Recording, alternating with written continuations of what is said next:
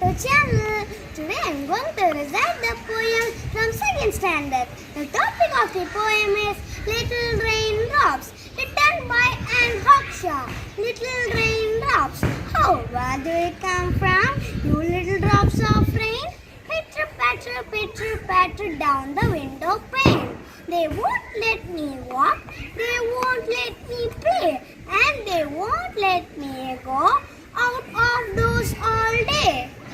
Tell me, little raindrops, is that the way you play? Pitter patter all the rainy day. Thank you. Don't forget to subscribe my channel. Bye bye.